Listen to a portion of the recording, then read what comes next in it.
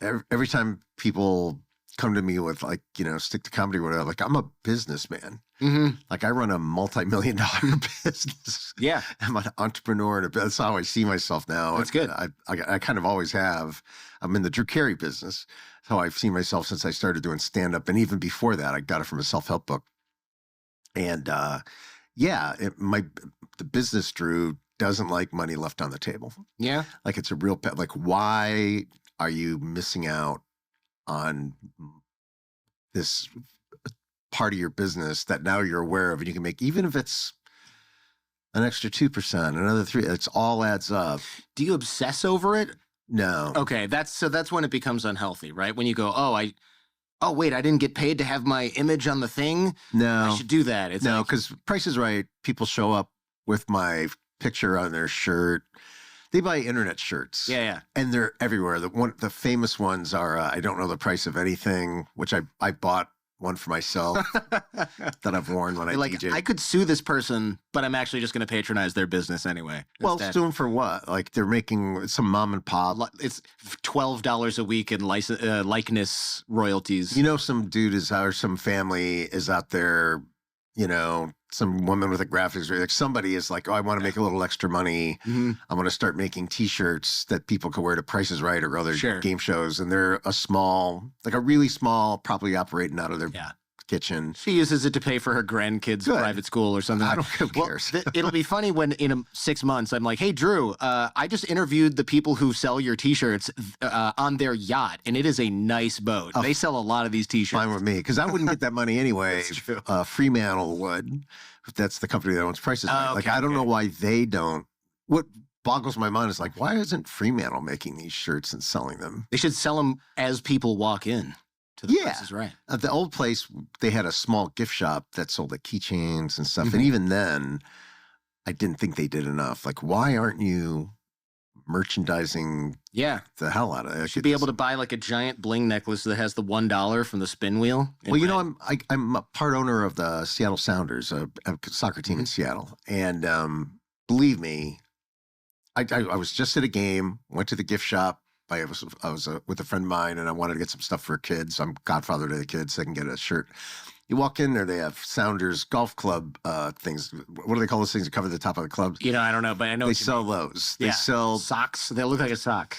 Yeah, and they sell real socks, and they sell every kind of hat. They sell every kind of scarf, every kind of jersey, rain jackets, light jackets. You name it, we'll put a Sounders logo on it and sell it to you. And so do the Lakers, and so does every other business, except for the price of it. Like, it doesn't make any sense to me. You're right. It's kind of like a different industry, but it doesn't really have to be. Entertainment industry. It's people. It's a really good point.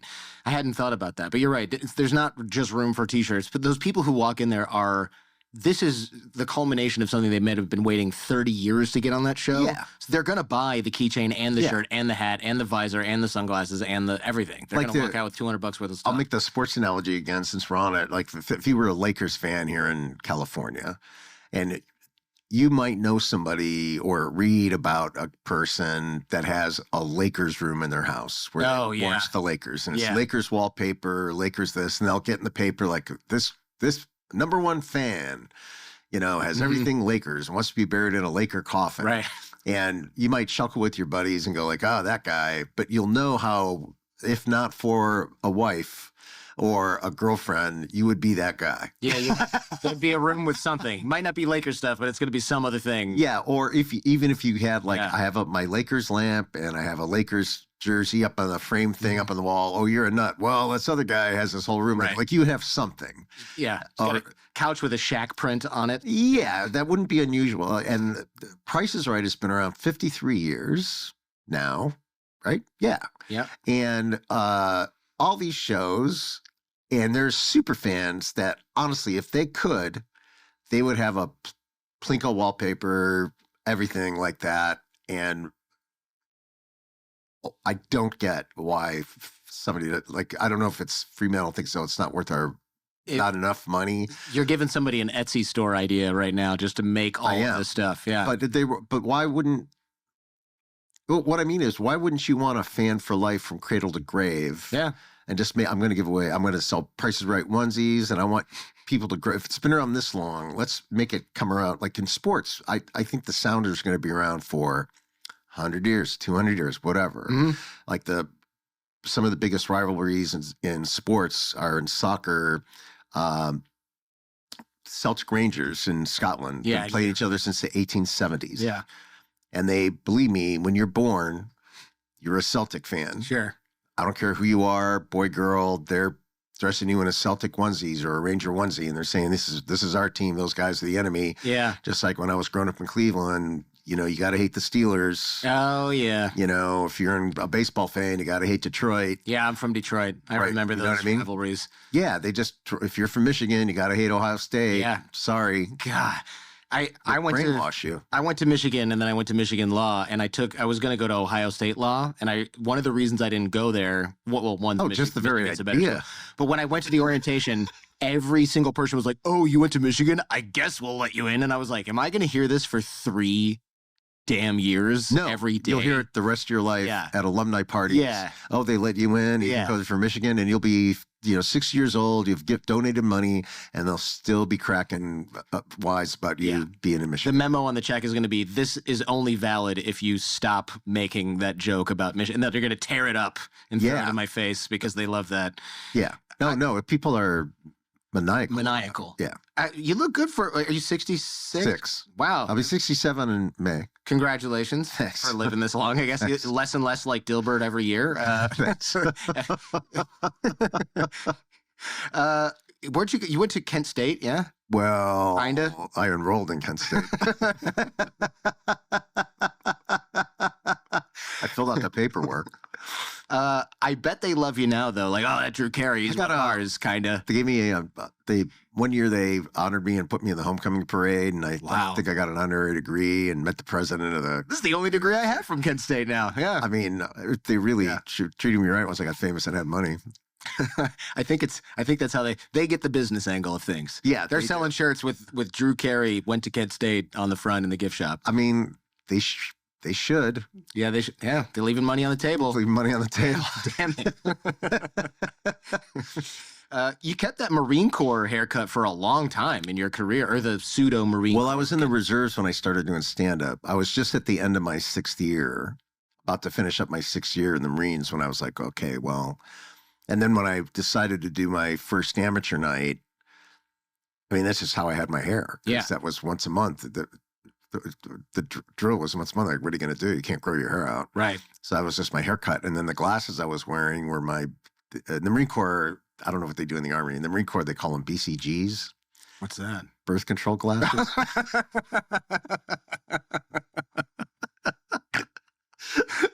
I mean, that's what the drill instructor called it. That's what every other Marine called it. If they don't, I mean, I don't know why they officially just don't call them that. Yeah. But even like when you're like getting ready and like, don't forget your BCGs, or like anybody got, I got to go get new BCGs. Nobody would just say glasses. Right. Oh God, that's really funny. Lingo. Yeah. But it became a part of your brand, right? I mean, well, that's how I looked. Yeah. And the thing is, I couldn't afford. Back then I was broke, stone broke, all like paycheck to paycheck, shift to shift when I was doing waiting tables, like I had cash on Friday to last me to next week, and I got cash tips. And that's how I was living, literally counting my pennies. I had a journal where I would keep track of everything, like one of those little accounting journals you'd buy at the CVS or Walgreens back then. And I'd keep track of every expense, pack of gum. Oh, wow. Thing. I knew down to the penny and the change in my pocket. Good for you. How much I had. Wow. That's how broke I was. You don't do that now, I assume? No. Okay. I have a general, that would drive you nuts. I have a general idea, but that's what I did back then. And like, I remember with my brother, we would, because back then it was like during OPEC, during the oil embargo. The oil embargo. Suddenly we were learning about drafting behind trucks on the freeway to get an extra couple miles a gallon. Wow. And like, oh, let's just get behind this truck and then we'll draft and we'll get an extra, driving to Columbus or something, we'll get an extra 2 miles a gallon. That's crazy. I didn't realize it was that significant.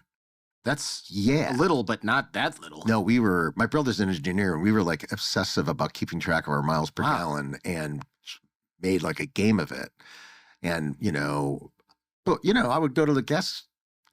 I wouldn't fill it up. I didn't have that money. Who can afford to fill up the gas? Yeah. What was I wonder what the price equivalent $2 was. worth. I need a gallon of gas to last me this next couple days, and I'm getting 30 miles per gallon. I need to get 30 miles today. So let me just get my dollar's worth. So I can get $1.20 a gallon. I'm just going to get that or 2 gallons. And I would hand the guy a $2 bill. or 2 $1 bills. Oh, I was going to say you carried $2 bills. Sorry, no. I'd hand the guy 2 $1 bills. That's just how I lived. Yeah. Wow. I need enough to get me through to the next time I can afford to put $5 in. Like, I really felt like a big shot if I could fill it up. Yeah. Wow. It was $2 worth, $5 worth. You mentioned that you used to eat macaroni and cheese, but you just put water in it. That's all I could afford. That's crazy. I tell the story at Price is Right all the time. I do, because I used to, when I lived in Vegas for a time, and I was just, again, stone broke. Yeah. Counting change in my pocket, and I would have enough change and, spare cash to get a box of Kraft macaroni and cheese. They didn't have store brands then. I just Kraft. Yeah. And then I would buy like the quarter stick of butter. Yeah. But I couldn't afford the little pint of milk. Oh, man. Or I could afford the pint of milk, but I couldn't afford both. You got to choose one, yeah. Got to pick one. And You're calling the butter, though. I think the butter does it better than the milk. Yeah. And then I would use water instead of milk. And then, Yeah. So when you made it, did you get those shells with the Velveeta that you could squeeze out of the foil bag? Kraft macaroni. That's the story. The punchline is once I got on the Drew Carey show and made money, I was like, I would buy Kraft macaroni and cheese deluxe. What does that what does that include? That's the liquid cheese you squeeze out of the foil. Nice. And no mixing, and just I'm rich, bitch. Buying. I'm not mixing butter and milk. I don't have to. It's a bam. I didn't care. I didn't even look at who knows what chemicals are in there. Didn't even care. Doesn't matter. I was raised on that stuff too. Oh, you want to eat when you come home? Squeeze the Velveeta bag into the thing with the pot on and pray. On Price is Right, George makes jokes all the time about like when you have frozen dinners or stuff. It's one of the grocery items. He'll go, just like Mom used to microwave, just like Mom used to throw on the microwave, just like the can Mom used to open. That's funny. That's funny. Do people recognize you, by the way, without your glasses on? You've had glasses your whole I've been wearing glasses since I was 8. They do and they don't. It depends on the context. Like and in LA, nobody cares. And if they do, that's true. And if they do, they don't show it. Yeah. Like, it's not cool to show it in LA. No, there's a diner I go to all the time, Swingers, and tons of celebrities go in there regularly and come in and out, to actors. Yeah. And the servers all know that they're regulars. And when you see them in there, nobody goes like, holy shit. Right. There's no line to get their autograph. Right. But if I'm like, when I was on the Drew Carey show and like really like banged out my first fame, I couldn't go anywhere in Cleveland. Like, everybody recognized in Cleveland. Yeah. Yeah. Or outside of LA, I would go, and I remember I went on a driving trip, and I would pull into be late. So I'd pull into whatever inn, Holiday Inn or whatever roadside thing where I could just pull in and park. I wanted to park by the door. Right. No elevator. I wanted to be able to park my car outside my door. It was those places. And it's all I needed. And they'd be like, what are you doing here? Like, well, my joke was the Celebrity Hotel was closed. Or like, what are you doing at 7-Eleven? People they recognize me. Oh my God, what are you doing at 7-Eleven? Yeah. Because the Celebrity 7-Eleven, I need gum. Yeah. Like, I didn't bring my assistant on my road trip across the United States to go out of the car and get the gum for me. Yeah. That's funny. The Celebrity 7-Eleven had a huge line, so I decided to hop over to this one. Yeah, that's my standard joke. The Celebrity was closed. Yeah. You lost a bunch of weight. I don't know how recent that is. I've lost about 1,000 pounds. 1,000? Over and over again. Yeah. Yeah. I know the feeling. Was there any sort of triggering event, or was it just like, hey? Yeah. The first time my bow tie phase, when I first dropped all that weight, was because my son, Connor, he's 19 now, he'll be 20 in April. I just realized that I wasn't going to live to see him graduate high school. Yeah. Like we would play in the backyard when he was 5 and run around like, Daddy's tired. Yeah. I couldn't chase him around the yard. I couldn't play tag with him. I was just exhausted. Like my feet hurt. I would leave Price is Right. My feet would hurt. And I was looking for orthopedics. And you must have been 50. 50. Yeah. Not old enough to be like, my everything hurts. Yeah. Yeah. No. And my back hurt, my knees, always needed a nap because I ate so much junk and sugar all day. Like my diet was awful. And, just when you're soaking in something, you just think it's normal. Like we all have our own normal now where you realize, oh, it might be normal, but it's not good.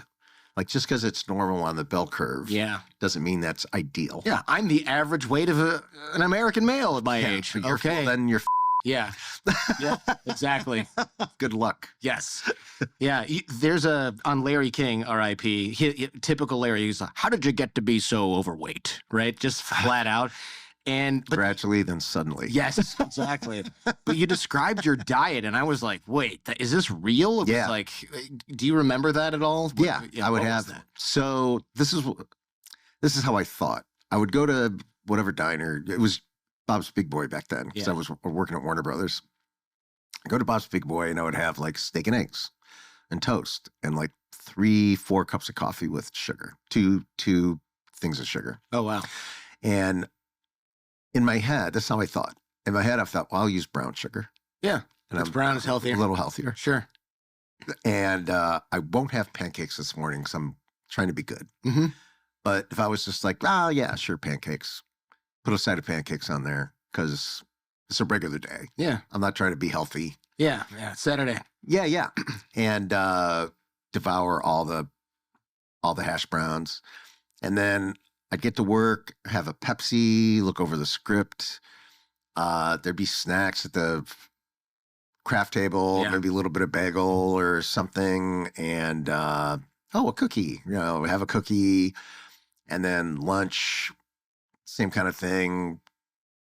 Burger, fries. At night I would leave and I would go to, when I was at Price is Right, I would go to Swingers and get pasta with heavy cream. They had a chicken, Alfredo fettuccine kind of chicken Alfredo. Yeah. I would get that. Wow. Alfredo chicken with chicken in it. And it's chicken in it. Sure. And then extra cheese on top and then a cupcake. But then if I was being good, I would not have a cupcake. Right. Or I'd be like, I'm kind of down. We have 2 cupcakes. And then I would drink iced tea with that with extra lemon. So I'd put 2 slices of lemon in the iced tea and then another, and then it would be like 5-6 wedges of lemon and iced tea. And I'd already had like 3 Pepsis at work. Oh, wow. All day and crashed after every show.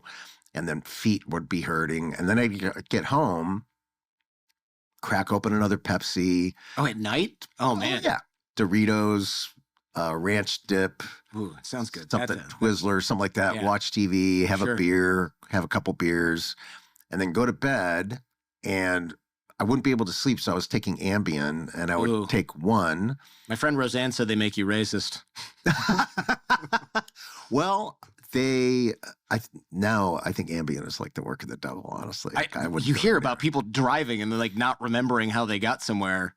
Yeah. And they were asleep. And I would end up having to take I don't know if I had to, but I think I did, taking 2 Ambiens just to sleep. And then I'd get up exhausted, couldn't wait to get a coffee in me. And that's how I lived. Damn. That's scary. And to me, that was like, oh, this is what everybody does. You're probably not too far off. I think a lot of people. And I'm at the Gap buying clothes because I had such a stupid mindset. Like I bought everything from the Gap because in my head, as this is only temporary. So why am I going to invest in expensive clothes when I'm going to lose this weight in a few months anyway? Right. So I just buy Gap clothes. I knew it fit me. It was fine. I was just going to work and back. Like, who cares? And if they sold they were selling double XLs. That's normal. Yeah. Oh, right. Because it's at the Gap. It means I'm still a normal person size. I'm not over the limit. Right. I have to go to the big and tall place. Right. Yeah. That was in my head. I remember going to Urban Outfitters once. I thought, let me style up a little bit. And I went to Urban Outfitters, and the biggest waist they sold was like 36. And I was like, Yeah. what's the language requirement on here? Oh, no, you're good. Yeah. I was like, these mother was the only kids allowed to buy here, and it'll sell the clothes to adults. I was really like, huh. Incensed. Just like, okay, fine. You're not getting my money. Yeah. Yeah. Drew Carey came in here, looked around, and then left. Oh, well. Yeah. Because you don't sell double XL shirts. Yeah. Jeez. That are outside the, I mean, it was crazy how I thought. Yeah. But I mean, the rationalization machine is powerful, man. Real powerful. Yeah. I watched your Johnny Carson appearance from 1991, and it was pretty good. It stands up really well. Yeah, it stands up really well. And they did things differently back then, I think, right? You're kind of in this position where, like, come on out and entertain us right away. You don't, like, walk in and be cool and, like, just chat. It's like, perform and don't blow it, or this is the last chance you'll ever have of making it big. No pressure. Yeah. No pressure. That's exactly what it was like. Were you nervous back then?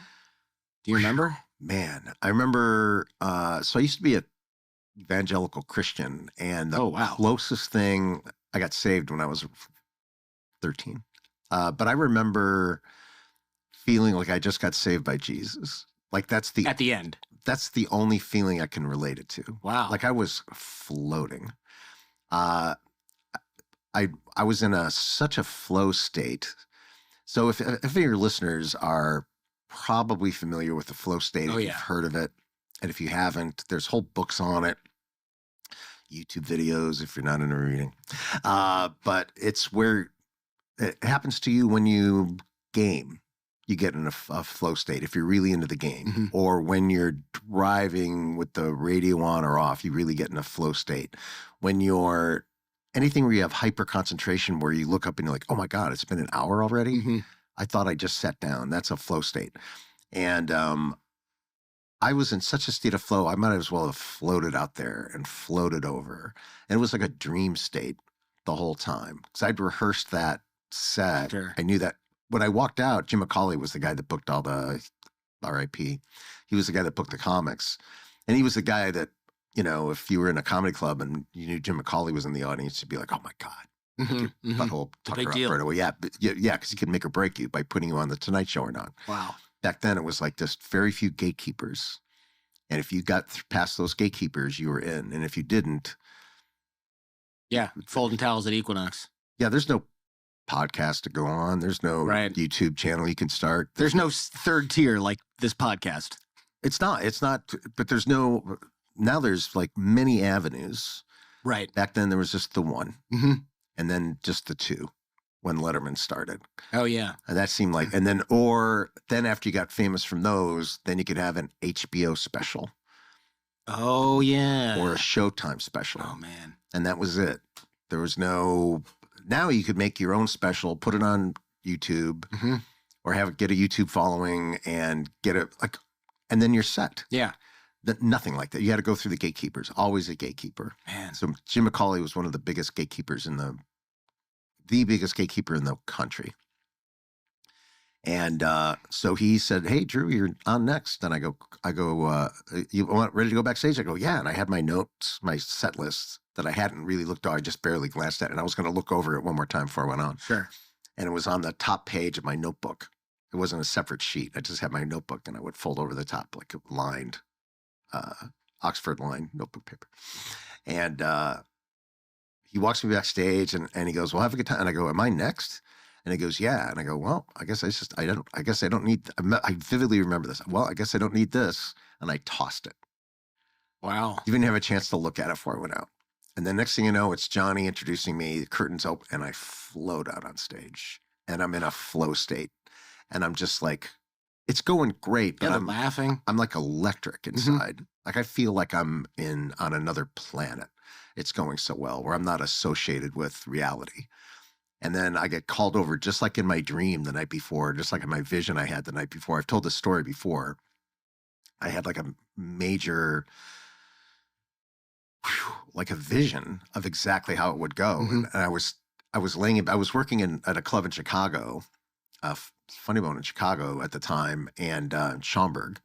And I got a call like, "Hey, McCauley called. Did you want to do the Tonight Show?" And the club owner is really excited because that's extra money, Sure. on the weekend when I come back from that. Right. And just to have a comic there that just got his first Tonight Show. And he was a good friend of mine anyway. And I was like, what? And well, I need Friday night off. And I flew out Friday morning. So Thursday night, I got the call Wednesday. And Thursday night, I told the audience I'm doing the Tonight Show. I did my set. And I go, that was my Tonight Show set. So let me just, figure out the rest of this. Because you already heard my closer. Wow. Wow. And I flew out there. But the night before, I was laying in bed and I could not sleep. I kept imagining in real time I was doing the set. Because the set's pre-approved. Sure. So I was by Macaulay. So you have to do that set. So I'm doing the set in my head in real time, seeing the stage through my real eyes because I'd already been there. Another friend of mine suggested while I was in town, I go to the Tonight Show and just be backstage and just when the show was over, just go out and look around so I'm not as nervous. Well, some of the best advice I ever got. And so I knew what the stage looked like, so I could imagine the whole thing. That's smart. And then Johnny calls me over at the end of my daydream, my night dream or my vision, all in real time, like it's really happening. Yeah, and he said you're funny as hell. It was like the first thing he said. It was word for word. Yeah. I mean, like my act was word for word. It wasn't like I was imagining moments. Like it was 10 minutes after 10 minutes after 10 minutes. The whole sequence, or 8 minutes. The whole sequence was timed. And I could not. Got up, walked around the hotel, went back to bed, couldn't get out. Only slept on the plane on the way out from Chicago to LA. And it happened just like I envisioned it. Like it was a supernatural moment to me. It's incredible. I mean, and that was that's the genesis. That's it. That's why I'm famous. Yeah. It makes you think really like how many people have come just close and then were too nervous or like couldn't handle the pressure or tons of people. Self-sabotage. Tons of people. Mm-hmm. My friend Fred Stoller, really funny comic, character actor. You've seen him. If you saw his face, you go like, I know just who he is. Really cool guy. And he's written a bunch of books. He wrote one book called, I think it's called 5 Minutes to Kill. Mm-hmm. And it's when he did HBO Young Comedians, or maybe it's 10 Minutes to Kill. When he was on the HBO Young Comedians show. And he listed everybody else who was on the HBO Young Comedians show and who made it and who didn't and what happened to them, including him. Like who got famous from that and who didn't. And they only had this 5 or 10 minutes to make it or break it. Wow. And that 5 or 10 minutes affected the whole rest of the trajectory of their life. They either were famous and owned a house, or they went to catering because they couldn't get booked anymore, or they, Fred Stoller has a really good career, but writes books, lives in an apartment, and he's the guy you see in the movie. Go, oh, that guy. Yeah. Yeah. But he wasn't famous like the other people were that got him there, and it was always like it's a thing that comics always talk about. I got a great story for that. Like hardly anybody knows this story. Sure. So, so there was another client. I was with Messina Baker, this management firm at the time. And when I did my first Tonight Show. And after I did that, that was a Friday. Like the next week I was doing sets for like, CAA and UTA. And the agencies, every major. William Morris. William Morris sent like 20-some agents to see me do a set at the Improv. Monday, Tuesday, Thursday, Wednesday, Friday. I did a set every night for agents. Because everybody wanted to sign me. Oh, I see. I was so freaking hot. Like you couldn't, like it was insane. Like somebody just set me on fire and everybody was like, oh my God, look at that. Like I was lit up like a light bulb. That's how I felt. And I'm sitting there with Jack, the other comic, and who'd end up being a writer on the Tonight Show. And there was another comic I didn't know. And Jack and I were both with Messina Baker. So we knew each other from that. Plus, doing comedy, but we especially had a bond because we were with the same manager. And we're sitting at the Improv at one of the tables, and we're talking about like this crazy thing that's happened to me. They're like, what's it feel like to be Flavor of the Week? And I was like, take a lick, bro. I was like, it was like that. I was like, oh my God, it's crazy. And we were laughing about it and, having a drink. And the guy he's talking to Jack, and he points at me like, how many Tonight Shows have you done? And Jack goes, I don't know, like 10, 12. Wow. He's been on Tonight Show like that many. He was a regular. Yeah.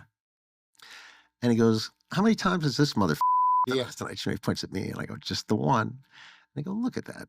This motherfucker, like he's in a friendly way. Yeah. One Tonight Show. You've been on 10, 15 times. And then he looks really earnestly at Jack. And he goes, you know what the problem is, right? And Jack goes, what? He goes, it's your management. With And me and Jack just started laughing because Yeah. he didn't know we had the same manager. oh god, He was trying to fit. There's 3 comics Yeah. having a serious business conversation. that's You right. know what your problem is, right? It's your management. It's your management. Yeah. Yeah. There's a great joke that comics used to do with each other. I'll do it to you. Like, hey, what agent are you signed with? Yeah, UTA.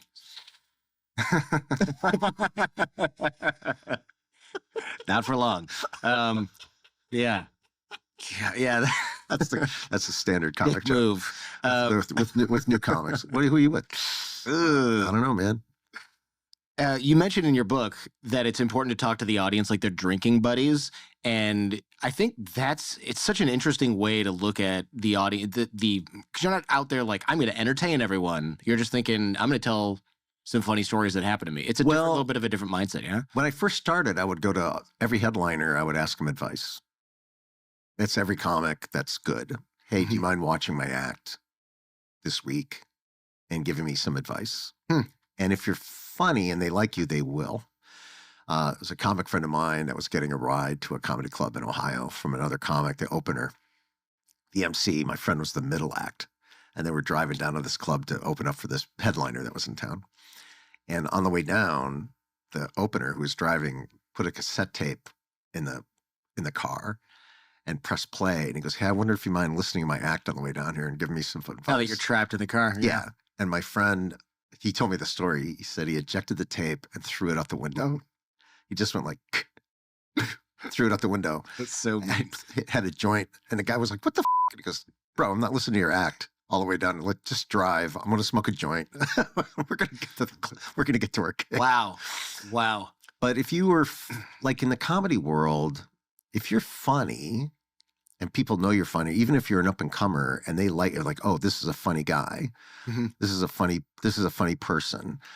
They want to help you out. Sure. They want to mentor you. They want to see you succeed, and they'll hang out with you. And if you're not funny, they're like, oh, I'm just going to go to my room, or I'm just, good set. Talk to you later. That's how it goes. Oh, interesting. You know, if you're in, you're out by if they want to hang out with you after. And if you're struggling, like nobody wants to be around you if you're not funny and you're a comic. Nobody. That's true, I suppose. It's just how it is. You just know. So these guys would give me advice. Thankfully, they thought it was funny. And one guy, a lot of Chicago comics came through Cleveland. And I got a lot of, and I would go to Chicago to do sets all the time. And all that, like Who's On First was one of the names of the clubs. And some great Chicago stories when I was starting out. And I wasn't a Chicago comic, but I knew them all. I knew all the good ones. And they would, I would like stand there like this with my hand on the mic and just stand in front of it like this. And I didn't know where to look and I didn't know what to do. And I was like, what do I do to get over this? He goes, just pretend you're talking to friends in the living room. Yeah. Then you can look them right in the eye. You can look them right in the eye or look right at their forehead, at the top of their head. Good trick. Yeah, all these little tricks. And just tell yourself you're in a living room joking around with friends and treat it like that. That was great advice. So I started doing that. And now when I'm at the Price is Right, I feel like so comfortable there. And I know I'm in such a friendly place that as far as I'm concerned, I'm having a game night party and you're all invited. I'm nice to meet you. I'm Drew. And I'm going to look you right in the eye when I'm talking to you, even though I'm on stage. And when I'm doing improv or stand, I'm going to look you right in the eye because you're friendly to me. I don't fear you. I don't have to worry about your judgment. We're all pals. Yeah. And that's how I treat it. It puts me in a really comfortable place. I noticed that you do have really good rapport with the people on The Price is Right, the contestants, I mean. And I guess I suppose I'll get to that in a bit, but it seems very natural. And it seems like it is. Is it something you think about or had to think about consciously, or is it just from comedy you kind of already had it in the bag? Both. So I kind of had it in the bag from comedy. People were asking me, I always get asked, like, what was it like to take over for Bob? Bob Barker, yeah. Yeah. Still 18 years later, I still get asked that question. That must have been something, huh? And it was, but I realize now that, when you're a comic and you're in LA or anywhere, road comic, they had somebody really good there the week before. or 2 weeks before. Oh, welcome. Oh, last week we had, Gary Shanley was here. Boy, he really killed the place. And you should have seen him. Or they'll be talking about something great the other comic did, or they'll have stories about at the club, like famous moments, or you should have seen them. Like guys will tell stories after the show about this happened, that happened. Like Bill Hicks' story you would hear about, some club that he walked out one time. I was just telling a friend of mine the other day, Bill Hicks, there was a club where they you know who Bill Hicks is, right? Yeah, I think so. Yeah, he's dead now, but he was a legendary icon when I was doing club comedy. Everybody wanted to be like, he was so looked up to and so funny. And he would talk about anything. Like there was no limit to this guy. The edgiest of edgy comics. Like a Bill Burr situation. Yeah, that's Bill Burr is walking in his shadow, honestly. Like Bill Burr would recognize Bill Hicks and go, yeah, that guy. Right up there with Lenny Bruce, as far as I'm concerned, as far as like freedom on stage to do whatever you want. But funny, because when no offense to Lenny Bruce and any comedy fan talking, but when Lenny Bruce was going through his trials, like he would get up on stage and read his transcript for his trials and complain. Like he wasn't telling jokes. He was just ranting. And it was interesting, but it wasn't like, here's my act. It's a ballsy move, though. Yeah, but like he didn't give a Yeah, clearly. Which was great. But when he was funny, he was really, like he was like a groundbreaker, no doubt about it. But then he just was like angry man. And no kidding, they were trying to put him in jail and putting him on trial. Yeah. And I'd be pissed too if I got arrested after my act. Like what happened to him, you know? And I was like afraid nobody would book me because you didn't want the police raiding the place because you're saying the word on stage. Oh God. Like crazy. But so Bill Hicks was like, he had the freedom and the rights that people like Lenny Bruce earned for him. And then he was able to just talk about anything. And he would. So the club owners, the story I heard, which is a true story, was the club owners were like, hey, Bill, welcome to the club. And they picked him up at the airport. Glad to have you here. And I'm hearing this like radio, like phone tag. So I don't know if this is exactly the words, but nice to have you here. And we know what your act is like, but we're Christians. And we'd really appreciate it if you didn't say the word. That's really our only rule. Oh, no. Right. There's certain comics. How you do that. You can't tell that to. No. And he went, all right. And first of all, Christians made them an enemy because he came up with Sam Kinison in the same club in Texas. And they were like part of these like Texas Outlaw comics. That was Bill Hicks, Sam Kinison, and a couple other guys. But those were the two main ones. So that was his attitude. Like, you, I'm going to get up here and do whatever I want. And I'm going to do a bump before I come on stage and tell you I did. And everybody knows I'm on cocaine right now. And isn't it funny? And that was like a wild, just like, go yourself. If you don't like what I'm saying, leave. And that was his attitude. And he got up on stage and for as long as he could, talked about child. Oh my God. And until everybody left. And he walked the whole audience. Like one by one, people were like upset. They didn't want to hear it. Oh, man. He just stood there and looked him in the eye. And then it was graphic, like as horrible as he could make it. And they all paid their checks and walked out until the very last couple or the very, very last table just got up and left. And then he was like, great, there you go. I didn't say the word. Oh, no, he did. He never said the word. There, you want me to not wait to say the word? This is what's going to happen. Oh, man. You give me complete freedom. Or I'm just gonna, I'll tank my career. It's like a political statement almost, Yeah, that's what he did. Yeah. And he never got as famous here as in England. Like wildly popular in England. Huh. And but here he was popular with comics and people in the know and people that were hip. Yeah, it's like a comics comic. Yeah. Yeah, and there was no Bill Hicks sitcom, because people were like, what do we do with you? Well, yeah. Where are we going to... The networks are probably like, just make sure he doesn't say, oh, wait a minute. No, not that guy. Yeah. Right. He would just be arguing all the time with the writers about how he can't talk about what he wants to talk about. Yikes. Yeah, no. How come I talk about drugs and how they should be legal? And how come I can't talk about, Can do that now. Yeah. No, he had a great bit about, how great drugs were. You never hear that from people, do you? Jeez. Drugs are great. Yeah. They make you feel good. Why can't you take drugs? Like that was his attitude. All right, just a quick break. I'm going to tell you about something that'll actually make your life easier. If you're thinking about starting a business or you already have one and maybe logo or branding design is not your strong suit, you're going to love Design.com. With Design.com, creating a standout logo is as easy as it gets. You just pop in your business name and your industry, and in seconds, you're going to get thousands of custom logos to choose from. Every design is handcrafted by top designers and exclusive to Design.com, so you're getting something unique. Once you find a design that you like, you can customize the fonts, the colors, the layouts to make it yours. Then you download all those assets and you're good to go. And Design.com doesn't just stop at logos. They've got tools to help you create all of your branding materials, from website to social media posts to business cards, all perfectly aligned with your brand. If you already have a logo, you can upload it and you get instant access to thousands of design templates that actually match your brand's look and your color scheme. So this tool saves you a lot of time. It lets you focus on growing your business instead of getting stuck in the weeds with marketing materials. With a 4.8-star Trustpilot rating, Design.com is legit amazing. It's run by a friend of mine. The company's been around for a while. They really do care about their customers. Try it for free at design.com/Jordan. That's design.com/Jordan.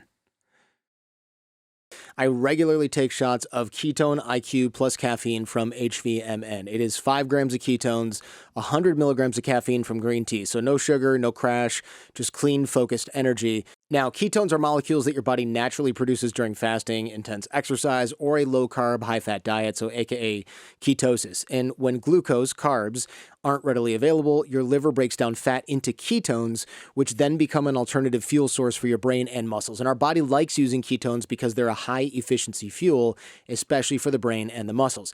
Ketone IQ from HVMN skips that whole process, gives you pure, drinkable ketones, so you get the benefits of ketone energy without having to fast for days on end or go full keto. I take it before I hit the gym. It gives me that steady, locked-in energy without making me feel like I'm kind of vibrating a little bit. And I also take it before I need to do a show. Same deal. I feel focused, same steady energy. And it's not just me. Team Visma, Lisa Bike, literally the best pro cycling team in the world. They use Ketone IQ to fuel their races. These guys won the Tour de France twice, dominated all 3 Grand Tours last year. Olympians, Ironman champions, they're all on this stuff because it works. So if you want to try it, go to ketone.com/Jordan. You'll get 30% off your first subscription order and a free 6-pack of Ketone IQ. That's these little things right here. Get energy that actually works. Ketone.com/Jordan. Links in the description. You've said as comedians make more money, they get less funny, and you've got to guard against that. So, because, why? Well, actually, why is that? Why do you think that so,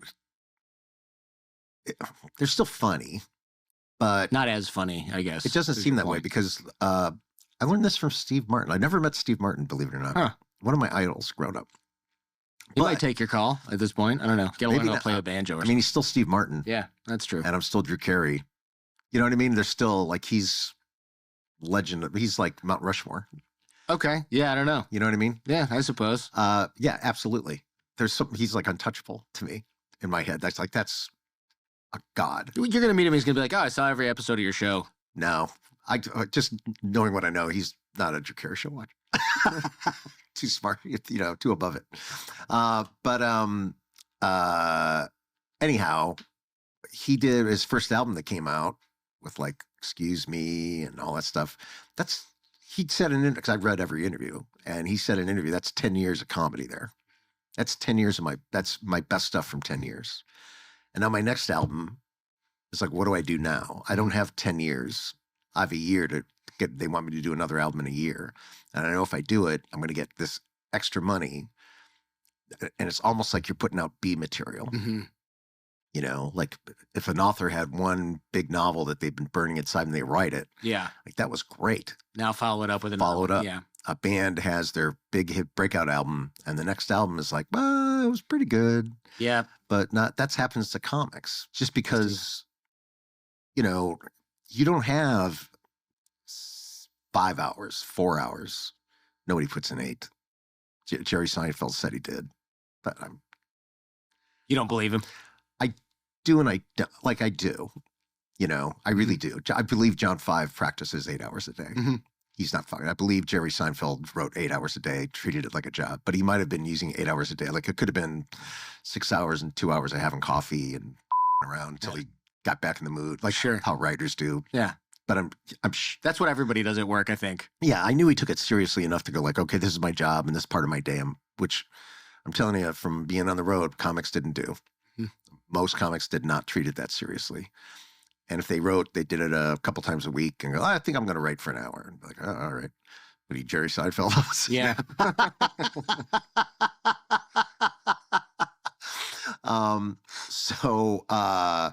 So all of a sudden, then you're famous, and now you're got meetings to go to. You got other projects to do. When I was on the Drew Carey Show, I didn't have time to write. I see. Any writing I did, all the jokes went to the Drew Carey Show. Sure. I wasn't writing jokes for my act. If they wanted another, and I was famous enough as a stand-up then, they wanted a stand-up special, I could have done one. But if they wanted me to do a second one, when am I going to write it? When am I going to have time to go on stage? So how do you guard It's against? ridiculous. How do you guard against that? You said you have to guard against that, so I assume you came up with a way to guard against that. Well, yeah. Plus, another thing is you don't live a normal life anymore. When you're rich, your assistant's doing things for you. Mm-hmm. You're getting dropped off at the VIP to go into the club. You're not dealing with the everyday frustrations that people deal with. I see, and that's where the genesis. Are you stuck in traffic like everybody else in your shitty car like everybody else? Do you have that In LA, yes, but everywhere else, maybe not. Yeah, because when you're a good stand-up comic, it's it's every man against the world. You're speaking up to power. Like, why are these people doing it? Why is this technology doing this to us? Why are we living in this system that's so frustrating? This is hypocritical. This is stupid. This is wrong. Ha ha ha. And you make a joke of it. Right. That's how every successful comic I see. works. So when you're richer, you're just insulated from more. You're in that more world than this. now. What are you going to make fun of? You're the guy next door because you're rich too? Right. It really hurts you. So you have to be in a mindset of drive yourself, do your own shopping if you can, try to be as normal thinking as you can, because the more you insulate yourself from the world, the less you have to joke. Like, what are you going to joke around? There was a guy named Martin Mull, a really famous guy from Cleveland comic. And I used to watch him on The Tonight Show because it would be Martin Mull or Steve Martin when I would look at comics on The Tonight Show. Sometimes I got mixed up when I was first following them. Like, oh, Martin. Oh, yeah. One of the Martins. Yeah, Martin Mull, I had his albums. And he really famous, like really, really good, funny songwriter. So he'd be on The Tonight Show with a couch and a guitar and he'd do funny songs. And he wasn't like a stand-up, but he'd pattern in between. And he had an album called, on one of his albums, he has a song called Rich Person's Blues. And it was, I woke up this morning, I won't sing it. I woke up this morning, I saw both cars were gone. Said I woke up this morning, saw both cars were gone. It goes like that. I felt so low down deep inside. I threw my drink. I threw my drink upon the lawn. Yeah. I remember I was like broke when I heard that. I was just a fan. I thought it was the funniest thing to me. Yeah. I listened to it over and over on an album. It was the Rich Man's Blues. Like, what are you going to joke about? What frustrates you? My jet was late. Yeah. Go f yourself. So the key is to live as an art. The more successful you get, live in that mindset. Live that mindset, eh? And be aware of it. It's tough. Like, recognize that you're in a private jet because you're famous and rich. Yeah. And Disney got you a private jet that time, which they did to me, or somebody's flying you somewhere to get somewhere, and don't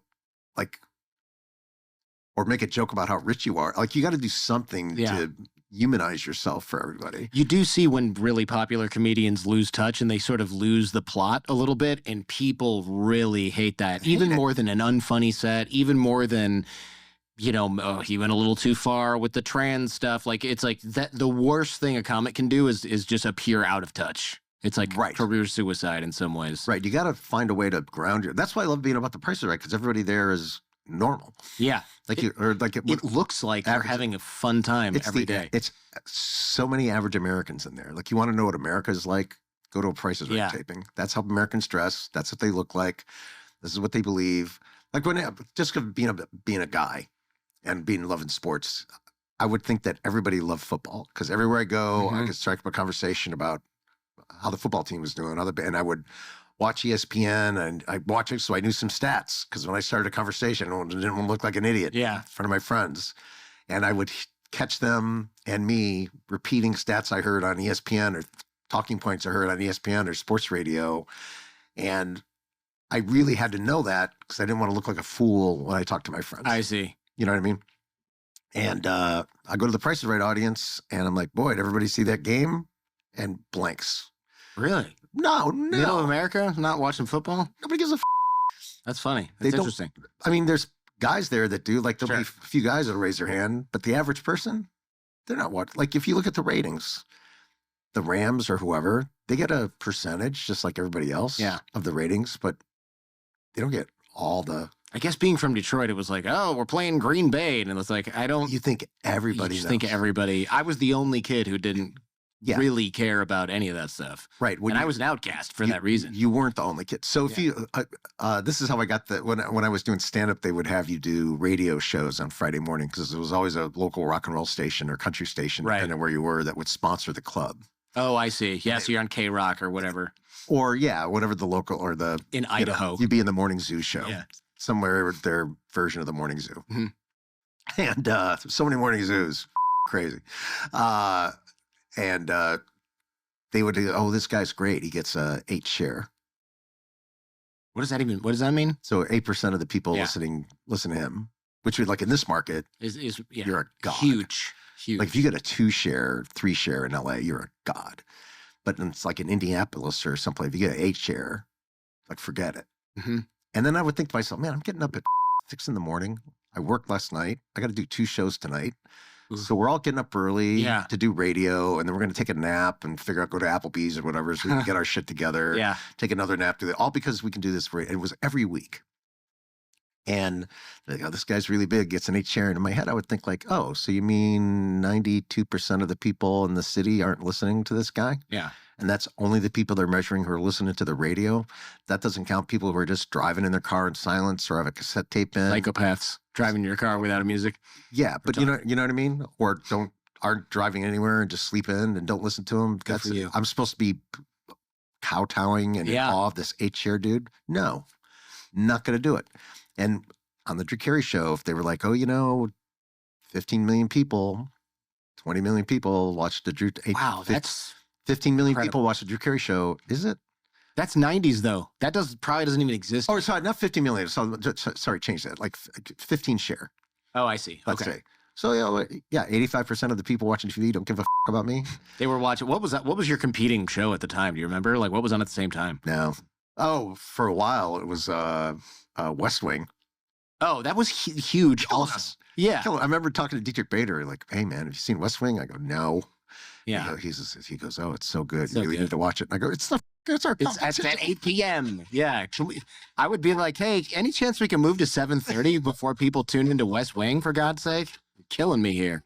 Could buy my own jet. I wouldn't need Disney. But but that was my attitude just from doing those radio shows is like, I don't want to hear about and then it also was my strength too, because I knew I just needed a sliver of the pie. Like, you don't need Lamb of God guy. You could bring it up with him. Mm-hmm. Lamb of God doesn't need to be a household name. No. Like Kiss or Taylor Swift. Right. And even Taylor Swift, I'll argue, like artists like her have a sliver of the pie, and you hear a lot about them, but as much as you hear doesn't match the record sales in the big market, because people buy country music, classical music. They go to jazz clubs. They go to no clubs. They know the song because it's played in the mall. Mm-hmm. They know the song because it's on the radio, and they're maybe listen to the radio, or people reference her when you're watching the game.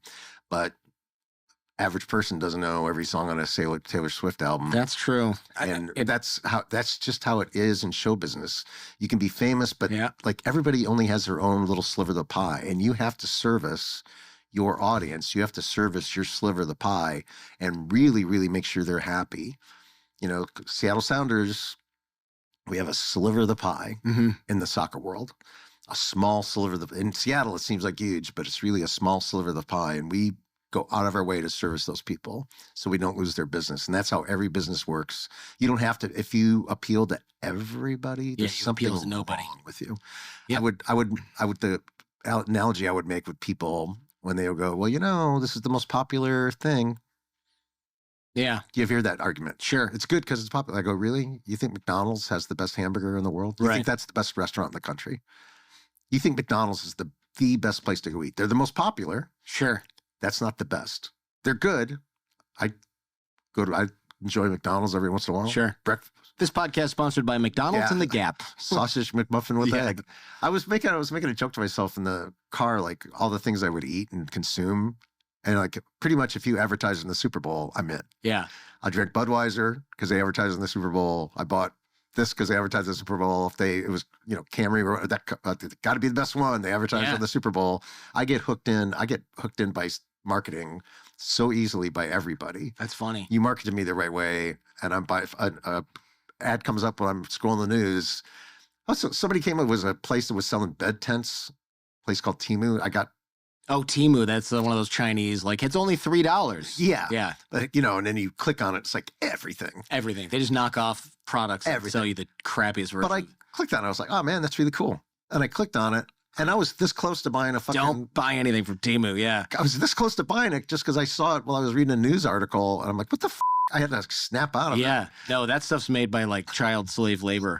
I want my children who manufacture things to be compensated fairly. Yeah. Man, so The Price is Right, which is aired the 10,000th episode on my birthday. Thanks for doing that. I appreciate that. You're welcome. It was just for you. Yeah, I know. That's what that was in the pitch for bringing you on. When the Drew Carey show ended, did you have any sort of identity crisis at all? Because I mean, this is like named after you, for God's sake. Huge. Yeah. Oh yeah. Tell me about that. A rug pull. Because you're losing a part of yourself when the thing I would ends. feel so personally attacked if somebody wrote something bad about the Drew Carey show. Oh, that's not going to happen in the comments of this episode at all then. Yeah. Well, I don't care anymore. No, okay, good. I was just thinking, I took everything so personally because, like, first of all, my name's on it, and I knew that this was my only one chance to not ever have to work again. Like, this was it. But it ran for like 10 years, right? 9 years. Save your money, you'll be fine. Yeah. Yeah. But I mean, when you're fourth year, fifth year, sixth year, you want 9 years, you want a 10th year. Well, yeah. 10th year, you want an 11th year. Like, you don't want it to end, Mm-hmm. Yeah. Some things are so good, you don't want it to end. Do you want the party to end when you're at a party and it's raging and you're in the midst of like the peak of it? You don't want it to. Yeah. And when it's over, I just walked out of the bathroom. Yeah. Keep this thing going. Rubbing your nose. Yeah. I don't do coke, but I know the feeling. Yeah, well, you can't. You and I are contractually prohibited from doing drugs, so we don't do drugs. When I go to EDC, I'm sad when the night's over. Yeah. I'm like, man. I love that you love EDC. Love it. Electronic Daisy Carnival. It's Electric Daisy Carnival. It's basically a rave. It's a rave. Exactly what it is. Yeah.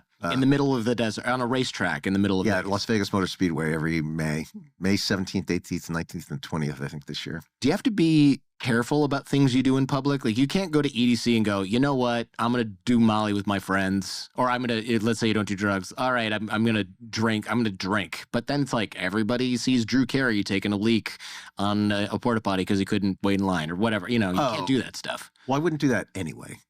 Like, just sure. But because Christian kid, I'm not going to pee anywhere. Really? I mean, I feel like, okay, maybe I'm not as well. as I thought. If I really had to go, I would find some bushes. Yeah, yeah. Like I'm giving a bad example because I can't think of anything good. But like, you can't just be like stumbling drunk because someone could video that, and it's like not a good look for Drew Carey. I have been. It's happened, I'm sure. Yeah. I was at Disneyland when I was on the Drew Carey show, Disney World. Every year we would take the writers and the cast to Disney World at the end of every season. It's a pretty cool trip. That was our thing. Must have been fun. And me and Bruce Helford, the guy that created the show, Bruce Helford and I, would drive across country. That was and after every season we did it. We would rent a car, and he didn't fly, and we would drive from LA to Orlando, and we would meet the cast. Drive from LA to Orlando? Yeah. How long does that take? Like a week? A few 4 days? A few days. You take turns driving, listen to rock and roll. Sure. Talk about the show, what went wrong, what didn't, what we liked, what we didn't, what we want to do next year, what about this, brainstorm, shoot the shit, eat at diners, joke around. Okay, we get a motel. This looks like good Holiday Inn Express. Let's stay here. Sure. What are you doing here? Well, the regular Holiday Inn Express was closed. And then, we get to Orlando, and ABC is owned by Disney. So ABC would get the rooms and make sure we pay for our guides. And we basically get a semi-free trip to Disney World for everybody. Nice. And be all the writers and all the cast. We did it every year. So one year, I wanted to have everybody drink the world at Epcot Center. I see. Which is a thing to do. You can eat the world or drink the world. And we were going to drink the world. So there's 10 countries in the Epcot Center. Starts out with Canada. United States is in the middle, of course. And then Mexico is on the other side. So you start with Canada, work your way through Japan, China, England, Norway, all the other countries, Germany, Italy, and you end up in Mexico at the end of the night. And the idea was to get to Mexico right before 10 o'clock because that's when the fireworks went off. So we're like, yeah, we got to get an early start because 10 drinks. That's a lot of drinks. A lot of drinks. I don't care who you are. Yeah. I don't care who you are. And you had to have a drink in each country. So we were supposed to start in Canada and everybody was late. And I was like, where the is everybody? And everybody didn't get there to like 1:32 or something like that. And I was like, okay, let's go now. We got to make up some time. So we chugged a beer in Canada. And we got to walk everywhere. Yeah. So we walked to the next one, walked to the next one. And by the time I got to the United States, I'm having a beer. And then in Japan, I'd have a sake. In China, I'd have something else. And Germany, I'd have another beer. Italy, I didn't have a glass of wine, but I had some kind of, it wasn't grappa or something. Yeah, it wasn't, I was mixing and just stumbling. And by the time I got to Mexico, it had been 9:45. It was nighttime out. And I was like, ah! I was like running around and like giggling and like tagging people. And I had mouse ears on. And people were worried about how I was acting. Yeah. And they're like, we got to do something about Drew. This is also before smartphones, right? So it wasn't like. Right. Yeah, thank God. Right. But it wasn't before cameras. Right. Or instant cameras that you would buy at Disney World to take around all day. Oh, wow. Or like throwaway cameras. Right, disposable cameras. Yeah. Like everybody had something. Yeah. They didn't have a phone, but they had something. And I'm acting like an idiot, just like drunk out of my mind, like drunk, but in a really good, happy way. Like, we got to do something with Drew. And somebody had the idea, let's put Drew in a wheelchair and wheel him out of here. Oh, my God. So they got the guide, Disney guide, to get a wheelchair, the red vest guy. Yeah. Got me a wheelchair, plaid vest guy, put me in the wheelchair, and they're going to wheel me out of there, which they do. And I'm in the chair just like, fireworks going off. Next week, we're on like, or like a month later, whenever we're back and we're starting the writer's room. Was it Weekly World News or Weekly World? Some tabloid crap. Yeah. Double feature, double page, Drew Carey drunk at Disney World. Oh, no. With the picture that made everybody laugh so much was me in the chair with my mouse ears askew on my head. They weren't even straight. And I'm like, I have a red Solo cup in my hand. Right. What's in there? Like, ah. Yeah. That's my face. I got beer spilled all over the front of my shirt. So there's this big beer stain on the front of my shirt. Beers, but I'm in a wheelchair with a Disney guy. Keeping the place classy. Was your agent like, hey? I have a picture of that not frame. great. I have a picture of that framed in my house. Oh, you do? That's what you put on the T-shirts for The Price is Right. Well, after I did the fish thing where I talked about when I went to the fish concert and sent out those tweets about how I would stick my dick in a blender, I also said, by the way, that I would give you all my money and give up pussy for the rest of my life. Nobody mentions that part. Yeah, yeah. All they bring up is the dick in the blender part. Jeez. Like I offered like 3 big things. Yeah, I'll take the cash. Like you can have all of it, but why are you concentrating on only that? Yeah. Oh, man. Because for a guy, that's like the worst thing. Like you can have everything, just don't do that. It's a visceral feeling. Yeah. Yeah. But after that, I remember talking to an executive at CBS, and she was like, well, I mean, the Diddy thing just came out where he dragged her through the hallway. Like that video had just come out. And she was like, well, it's not like you're just having fun. It's not like you're dragging anybody through a hallway. Right. I'm like, exactly. Like I care. And people, if you're honest with everybody about how you live, and if you're not hypocritical, you can pretty much live your life. Mm-hmm. In my book, I wrote about me going to strip clubs and all that stuff and fighting with the censor. Like it wasn't shocking because I'm open about it, and I was open about it, and I would go into a strip club as Drew Carey and go, hey man, VIP's here. Where's my table? And everybody knew, hey, Drew, hey. Yeah, you're not pretending to be like a religious influence or something like that. Right. I was on never do such a thing. Family Christian Council and hiring gay hookers. Right. Remember that guy? Remember that guy that was the president of the American Evangelical Association? He was a TV preacher, and he got caught with gay hookers. Yeah, was there only one? Yeah, there was multiple. Yeah, but he got caught, and then he went to a Christian conversion thing for like 2 weeks and came back and he said, I'm healed. I'm not gay anymore. Mm-hmm.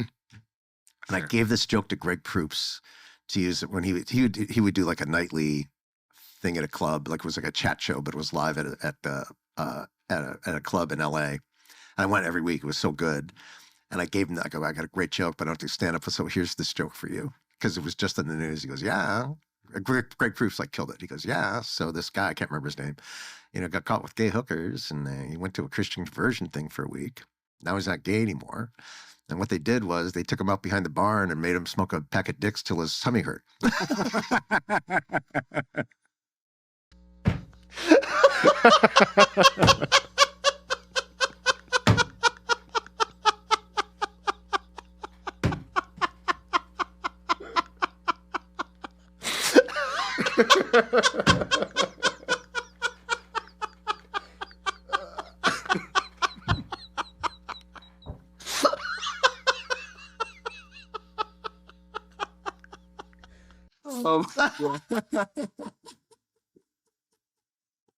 People were like pounding the table. I was so proud of myself. That's so. And I wouldn't have given it to anybody else because Greg Proops could tell a joke like nobody. Oh man, made him smoke a pack of dicks still. But yeah, you get caught doing that, then you're in trouble. Yeah. But if I'm like, yeah, I go to EDC. Like, what do you I do at EDC? Not drugs, because you're the host of The Price is Right. That was I was on another TV show telling a story, a drug story. It was the show called This Is Not Happening. And that was my joke. Yeah. I'm at EDC. My friend's doing mushrooms. I'm not, because I'm the host of Price is Right. I'd be an idiot to do mushrooms and then talk about it in public. So just, it was just him. He was. Yeah. Not me, though. That was the joke. It's great. And I also have, it's funny because I have a morality clause in my contract, and it's like a whole page. You do? And it's like, I'm pretty safe. Maybe everybody does. Everybody does. Oh. And my lawyer's like, we got to argue this. You might want to read that. It might be in the fine print.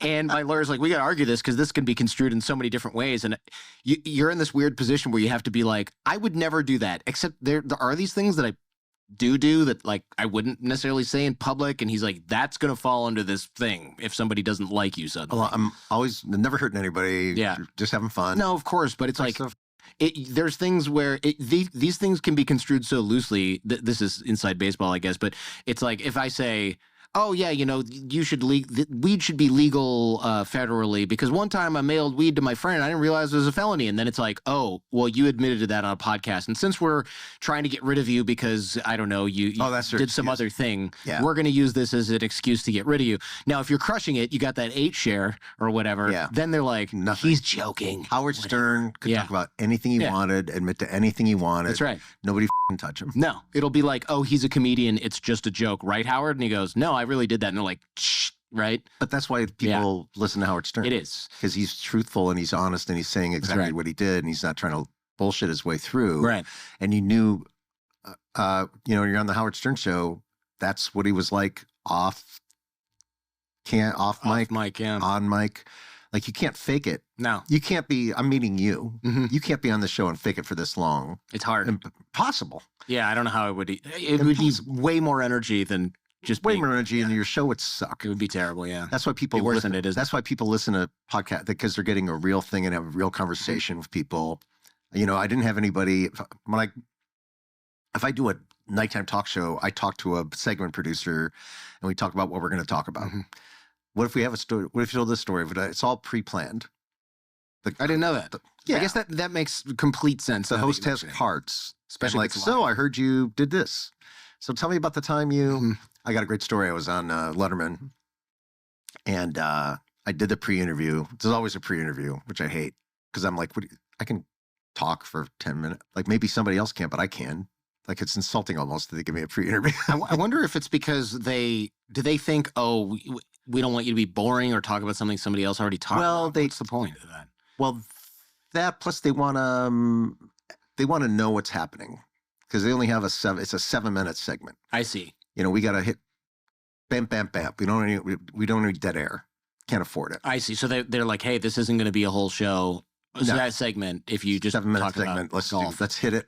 Right. And then these are great stories, and this will be viral, or like whatever they do. They want to give me your most interesting. I get that. Things. Thank God I don't have to do that. Yeah. So yeah, I get it. But so Letterman, it was going okay, the interview. And then towards the end, he set me up with a story, and he changed the wording in it. I didn't hear the keywords I was expecting, so I didn't tell the right story. Oh, no. I just was like fumbling. It was interesting. You told a different story. It wasn't funny, but I was like, yeah, blah, blah, blah. And then it trailed off. And then he goes, okay, well, we're going to go to commercial. We'll be right back. And he goes to commercial, and it was in December, around Christmas time. And he leans over at me. He goes, hey, man, I'm really sorry about this crowd. There's just the deadest. This is such a nowhere crowd. It's the holidays. He's like, this is just the holidays. This crowd's nowhere. And I go, oh, that's okay. Sorry. I was waiting for a different, and they bring a cigar out. He's smoking a cigar. Crazy. In studio. Yes, Wild. smoking a cigar during the commercials. And I go, oh, I'm really sorry. I just didn't hear the cue right. And, it's different what I expected. And he looks straight out into the audience, like up into above the audience's head with the cigar. And he goes, just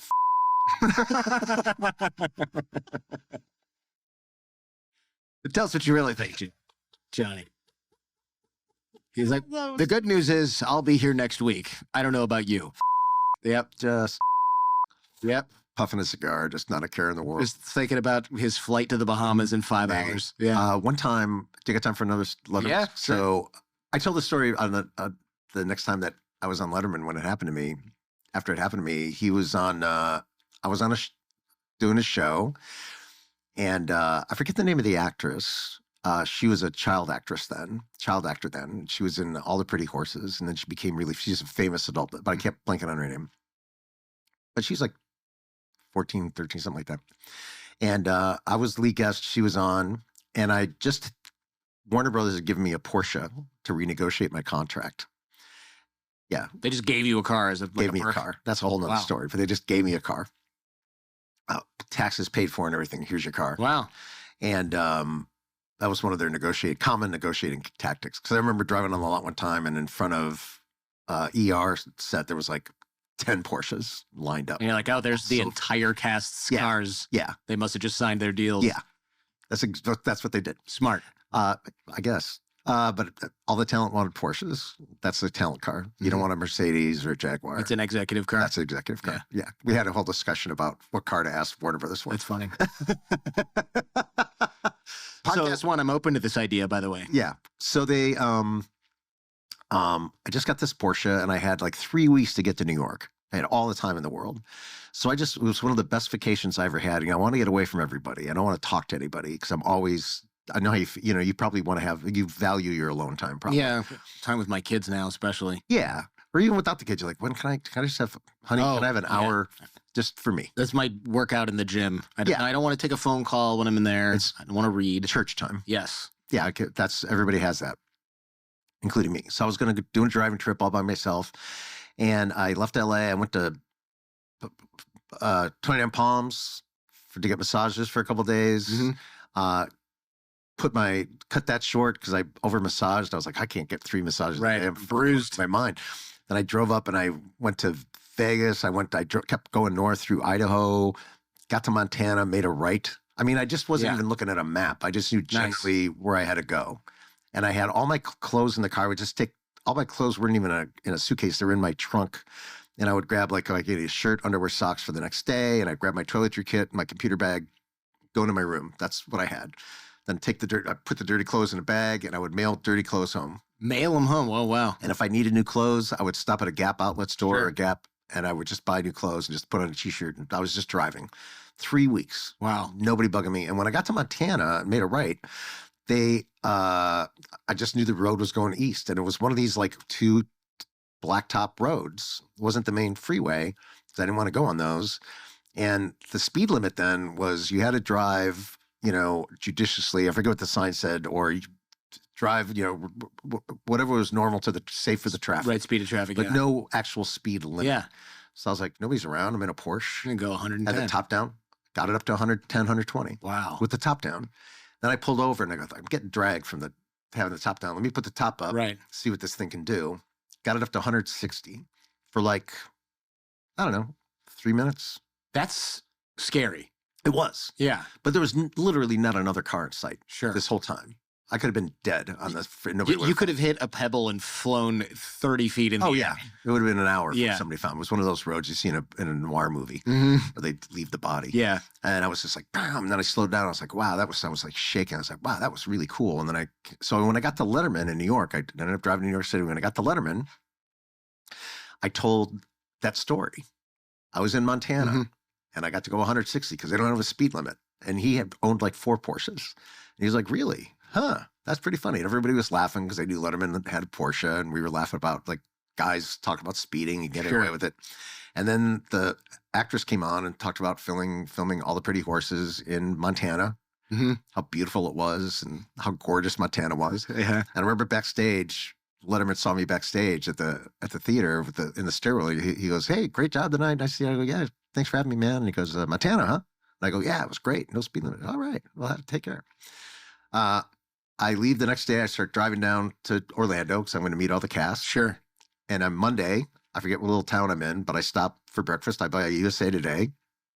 I open it up. It's a little article that David Letterman over the weekend had gotten a ticket in Butte, Montana for going 40 and a 25.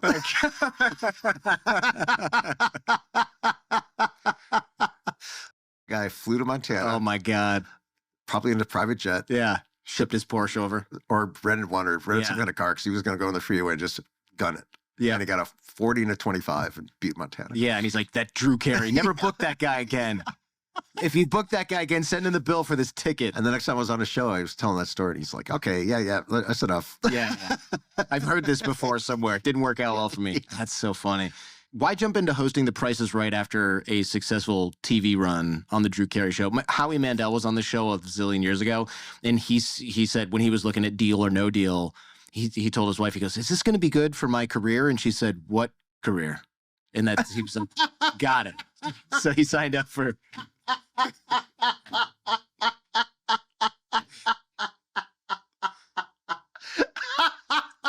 From his wife. Yeah, sick burn. So he was like, "Well, I guess that answers that question." And your wife will always tell you, right? Yeah. It's like been God. a long time since Bobby's World, Howie. You might want to get a paycheck. You got to keep people like that around you. Yeah. That'll just tell you the truth all the time in Hollywood. Mm-hmm. So I wanted to get into the soccer business, and I wanted money to buy into a soccer team or purchase my own team. Like I didn't know how it was going to go. Sure. But I needed some soccer money.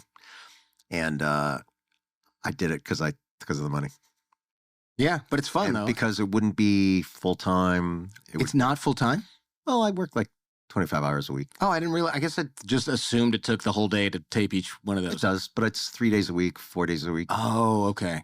You know what I mean? Yeah. And then I get a week off every month. I get like 10 days off, 11 days off every month because it's like 3 weeks on, 1 week off. Oh, okay. I guess It's a great schedule. I hate to not even tell realize people because they want to punch me in the face. Yeah, that's a really good schedule. Yeah. And I remember when they went from like 2 shows to 3 and I was working 8 hours instead of 6. And I'm thinking to myself, like, I've been here all day. Then I get like, oh, no, it was 8 hours. Yeah. Like, and also, normal people do this 5 days a week. Yeah. And I remember thinking to myself, like, just shut the up.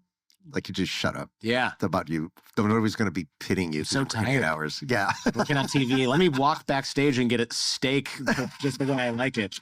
And a peanut butter cookie that they bought just for me because they know I like these. Yeah. Yeah. It's like being a celebrity is like, I tell people all the time, it's like being an infant. Like, it's like being a toddler. Yeah. You say, wow, they bring you water. Yeah.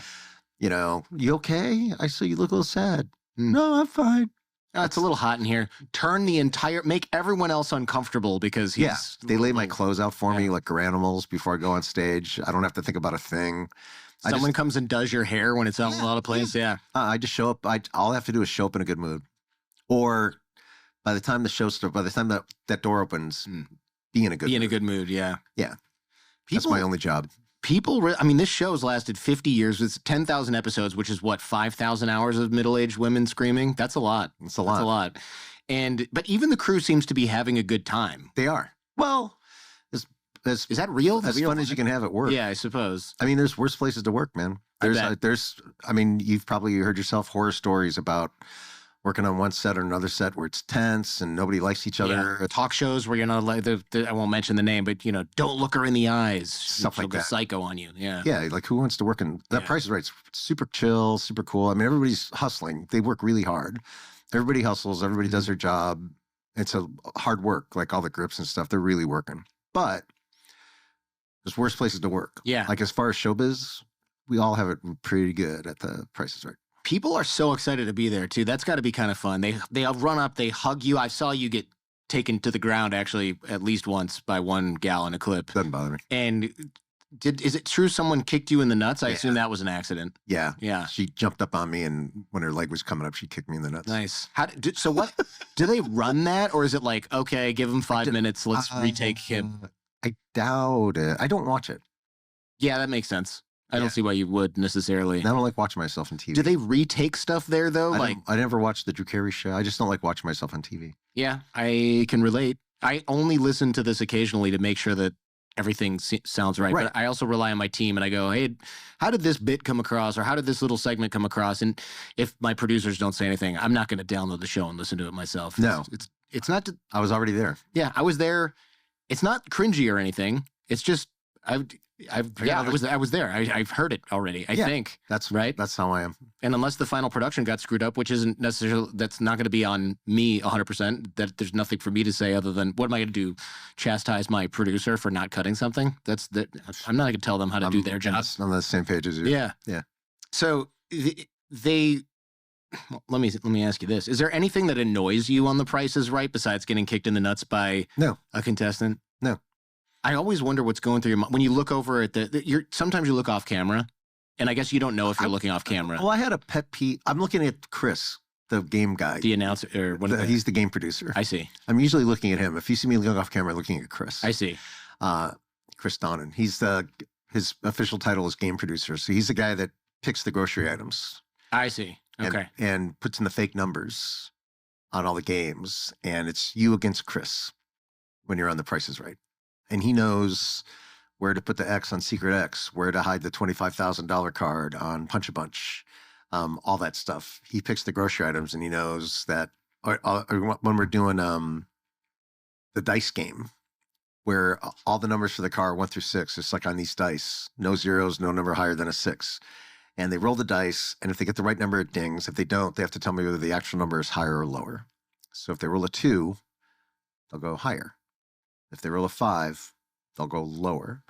But then they'll reveal the thing, and they've rolled a 5, but the actual number's a 6. Mm-hmm.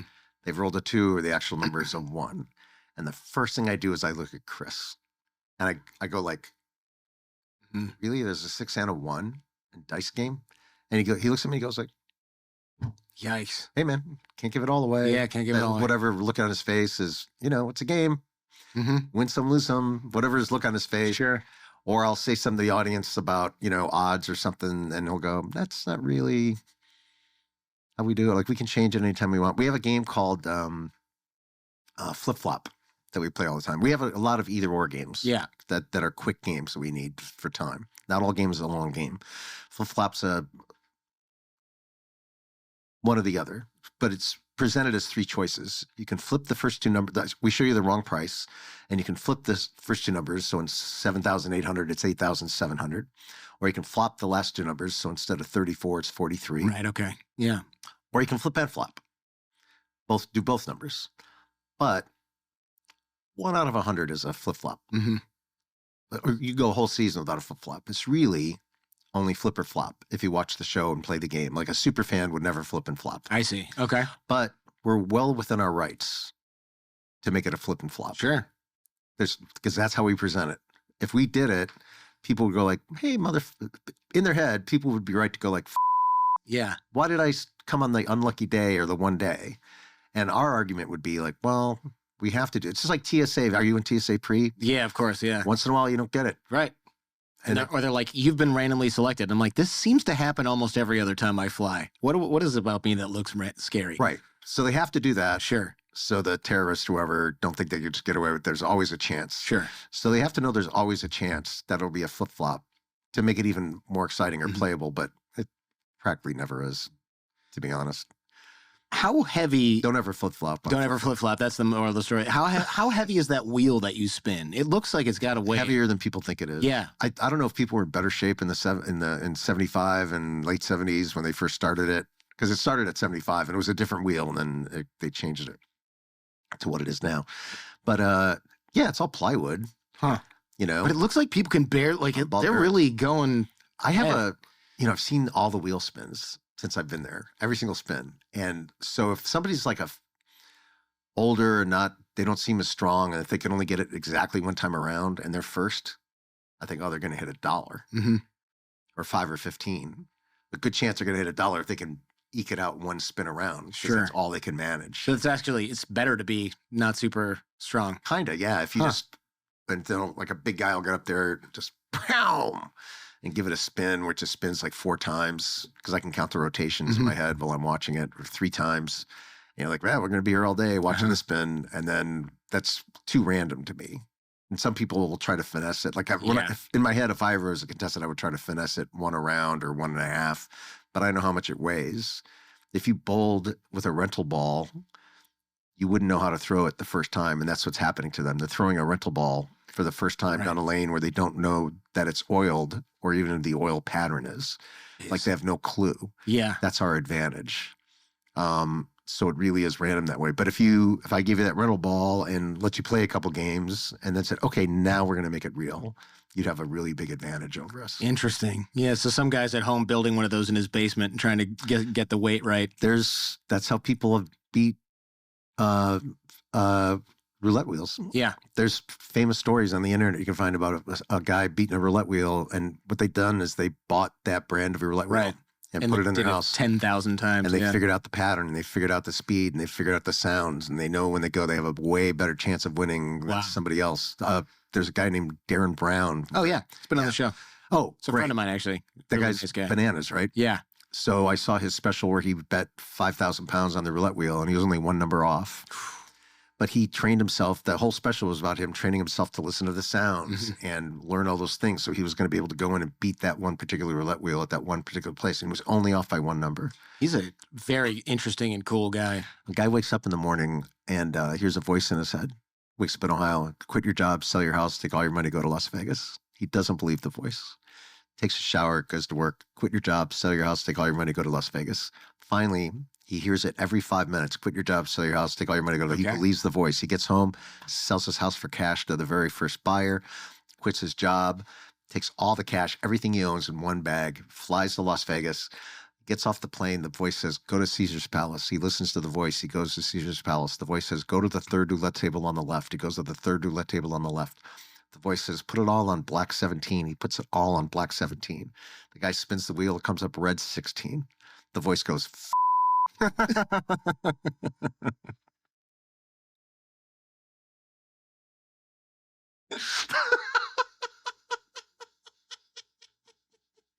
When that happened to Darren Brown, that's the first joke I thought of. That's so.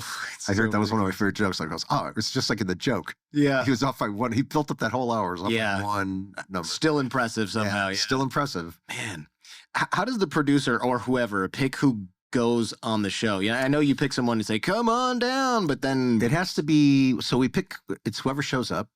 So that's interesting to me. Like, nobody sends in tapes or anything. We did. Did during COVID. Yeah, but not a normal show. It's just whoever shows up. We got to get lucky. Do they get interviewed in line? Like, oh, she's so animated and fun. Very briefly. Okay.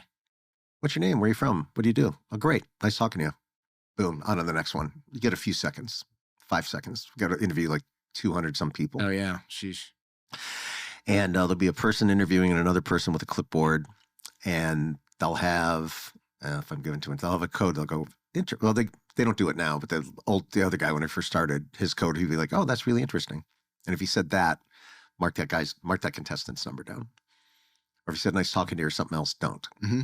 Oh, that's interesting. And they come back to this room and they have like 20 people more, who knows how many, pictures of everybody. Mm-hmm. And that they print up right away on a dot make the inkjet printer.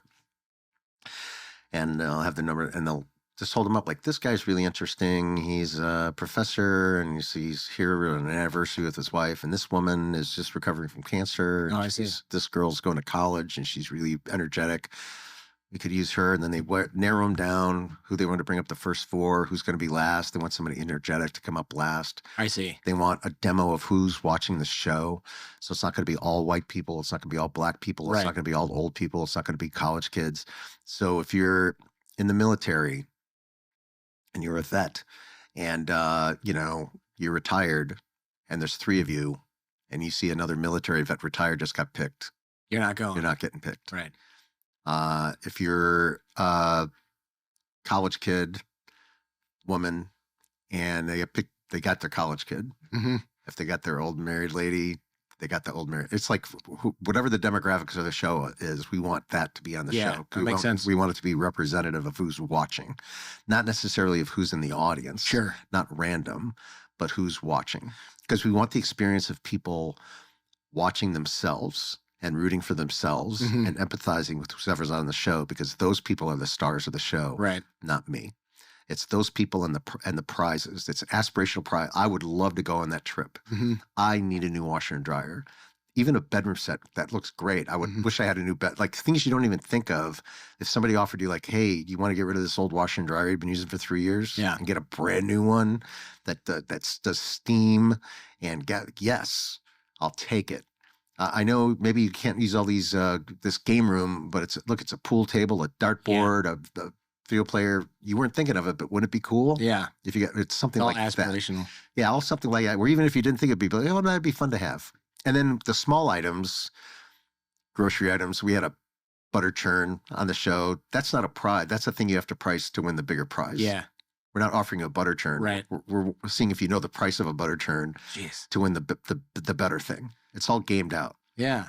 And so that's how we do it. That's incredible. So are there any tips for people who want to get selected, or is it just, hey, come in and be a Hyped up. delightful personality?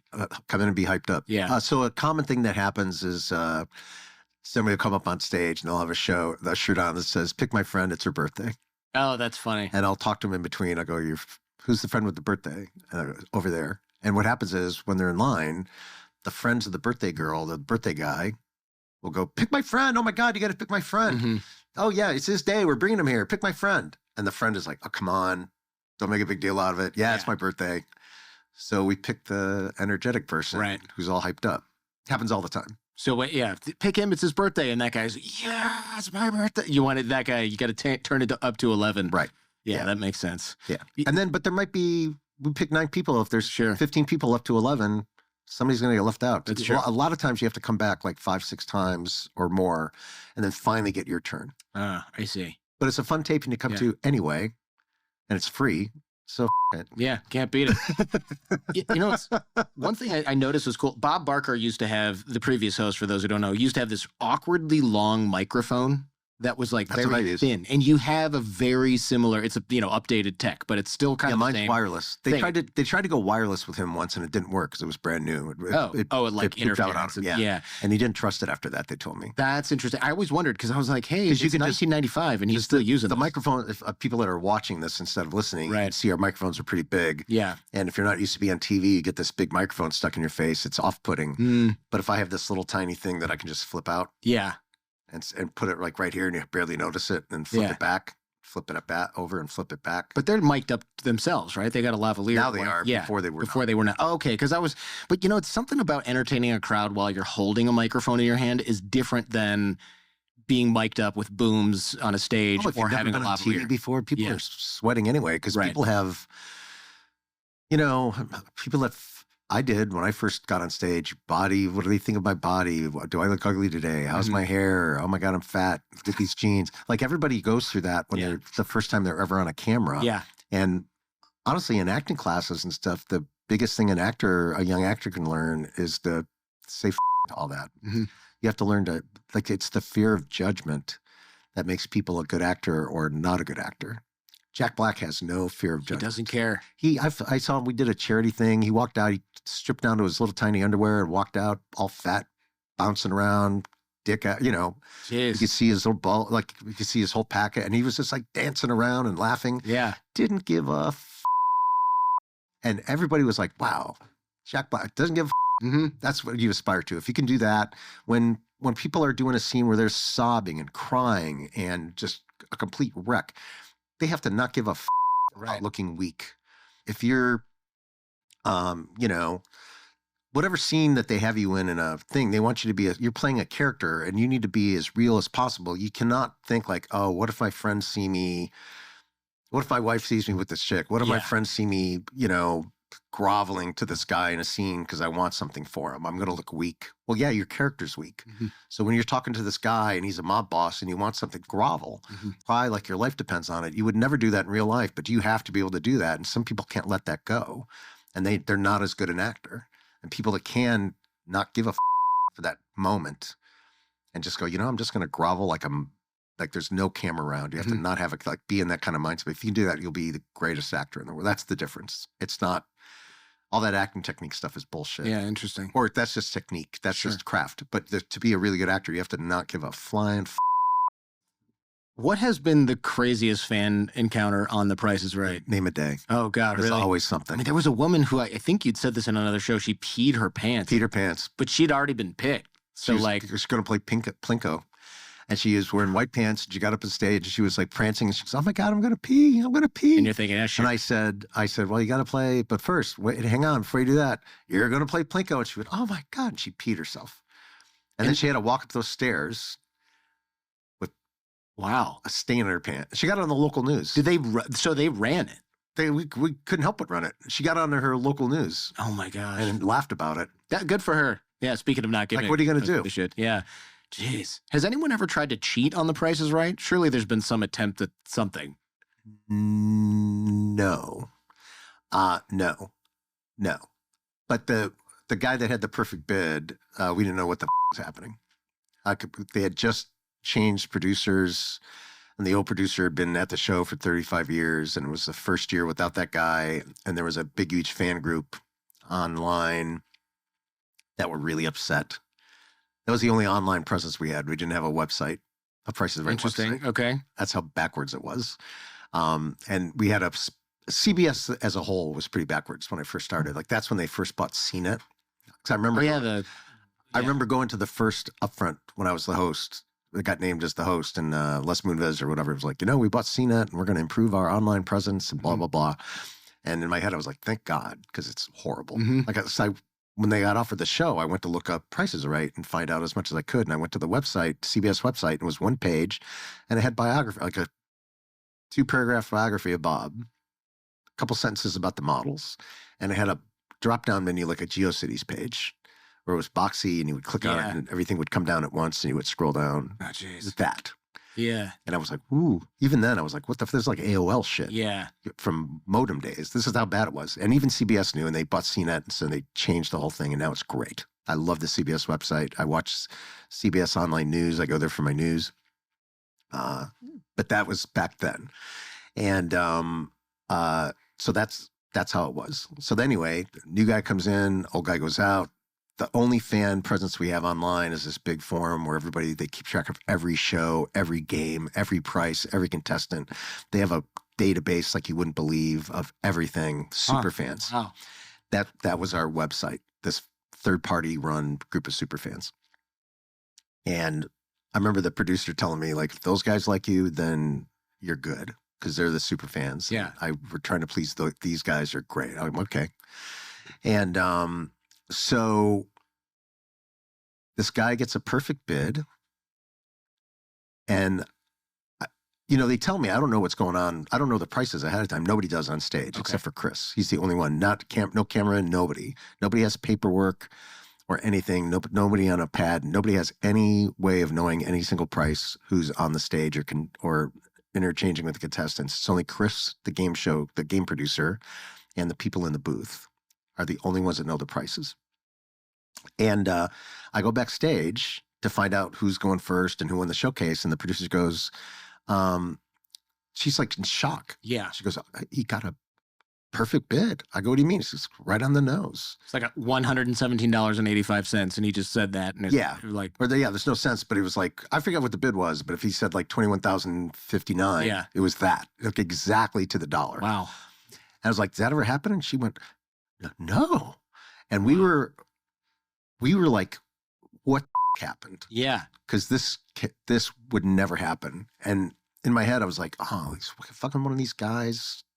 Did somebody leak information Yeah. to us because they're mad that the old producer is in here now?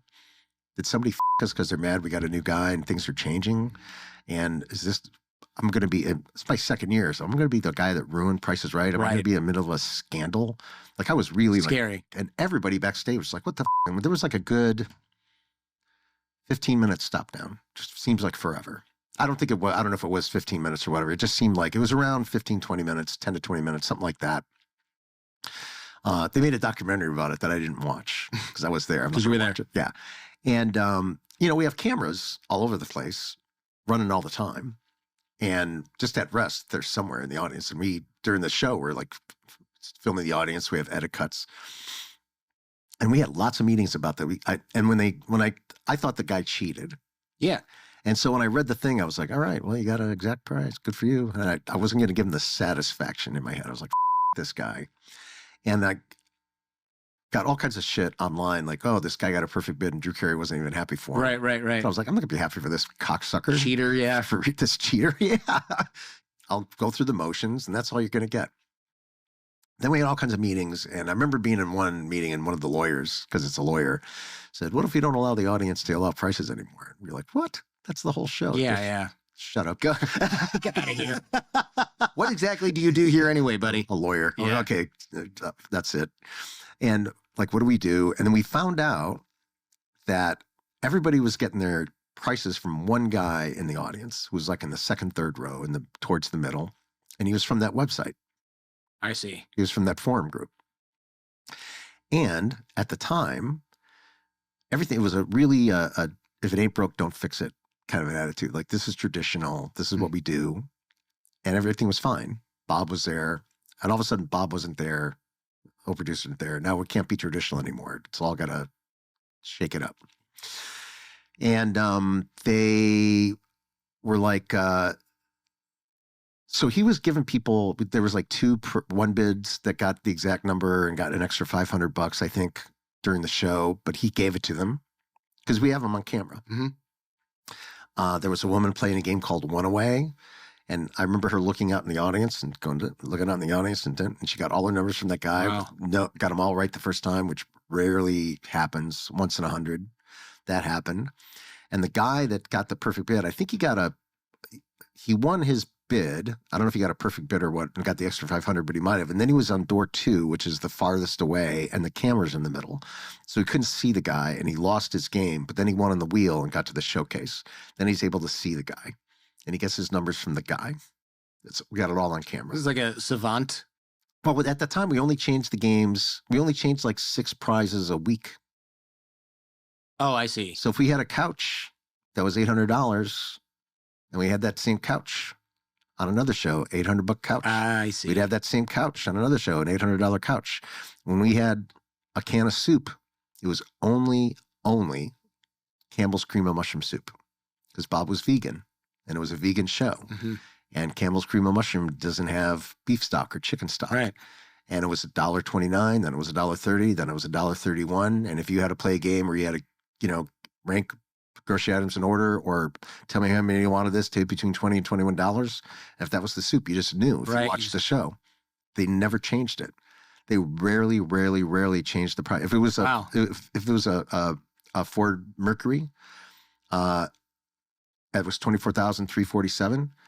We'd have it again. It would be $24,347. We wouldn't change the option package. I see. Nothing. It would be exactly the same. So somebody who's, if you watched the show enough, and if you were that big of a fan, you would just know what the prizes were. You would just know, like any gamer. And clean up, yeah. And clean up. So this guy was there. They used to come to every show, and I thought, I doubt if he had an agenda. I really do. Like, it was all, looking back, I shouldn't have been mad at it. It was all fair game. Mm-hmm. All fair game. Yeah. Like, all these people had every right to do what they did, and I'm glad they did it, and I'm glad he won. But I didn't know that at the time. And he was just like yelling out because he wanted people to win. And he knew all the prices because he'd watched the show, and they never changed the prizes. And it was early enough in the season where we didn't have time to shake anything. We were I just, see. the new guy was just learning the show before we changed everything over. We were changing things on the fly. And that's how it happened. Interesting. Yeah, So but that was one yeah. thing where I thought it was of cheating, but it wasn't. It was just people finding a weakness in how we presented the show. And Sure. now we could have the same car in every act, and you would never know the price. Right. We could change a 19 to a 20 to a 21 to something else if it's a special edition. Mhm. And we could change the option package, take out some floor mats, whatever, change 3 numbers, 4 numbers, and you every which way, or Yeah. make it easier for you, whatever you want to do. Before we run out of time, because we're on the last couple of minutes Oh, here, sure. I wanted to, you said something interesting that's almost as a throwaway line in the book. You don't celebrate your birthday because you'd sit around and think that you could have or should have made different choices in your life. Now that you've made some money, you've had some success, this process happens a little bit less. This is something you wrote in the 90s. Right. What advice do you have for people who also ruminate on their birthday, maybe not even, maybe on any other day? Because it seems like the message is that it ain't over till the fat lady sings, essentially, and you don't know the impact of your choices potentially until long after you've made them. Because a lot of the things that you beat yourself up for in this book in the 90s are probably the reason that you're so successful Right. now. Yeah. You're always trying to heal your inner child some way. You know what I mean? Yeah. Like something's happened to you that you want to make up for, get over with. And there's tons of psychologists that base their whole career on that kind of thing. Mhm.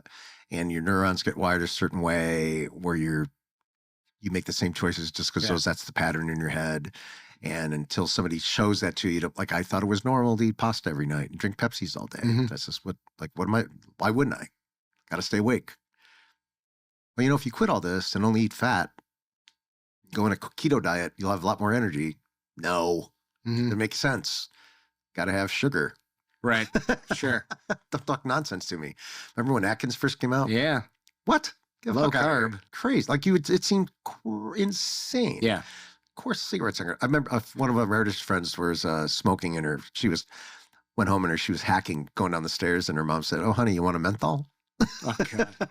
Like people get so they don't see beyond the horizon. So yeah, every birthday, every New Year's, I look back on the year, or I look back on recently. And I do that all the time anyway. Like every weekend, like how was the week?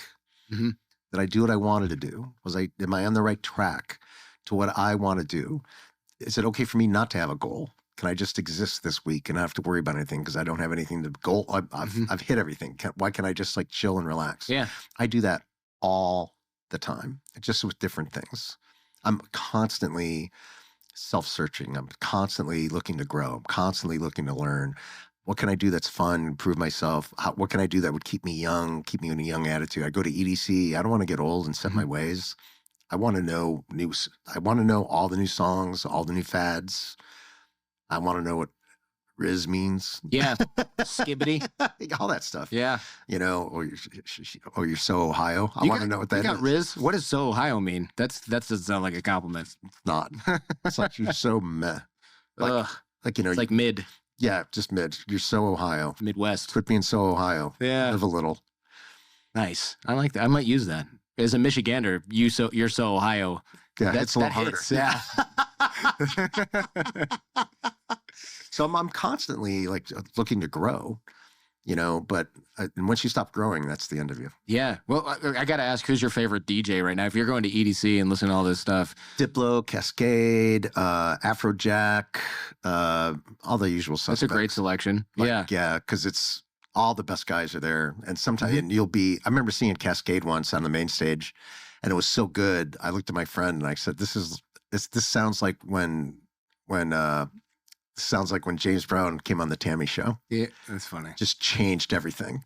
Like this guy was it was great. Like everybody's great, but then Cascade had such a good set. People were just like up, and everybody was dancing. Not just a few people. Right. The bottle service girls were dancing. Like everybody, and we're like, man, this guy's killing it. We were fist bumping each other, and just like once in a while, a guy gets a dream set like that. I saw Marshmello at a club. I went to the Sphere in Vegas when we saw Marshmello at a club. Nice. He had a great set.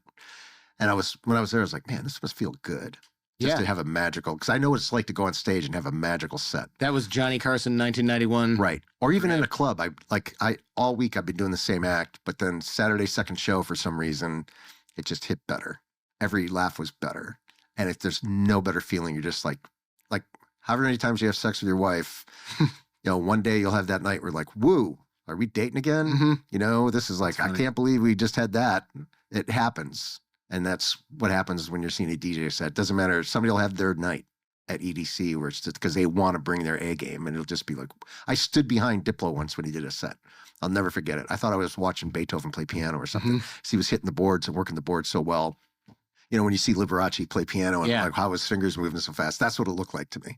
So that's a pretty cool perk. You go in and they're like, oh, Drew Carey's here. Yeah, you want to go up, hang out on stage? Like, yeah, that sounds like a shorter bathroom. I'll tell you one last story. Yeah. I'm at and I made a bit about this in my act. So this is from a story that I tell, but I was at a festival in outside of Atlanta called Tomorrow World.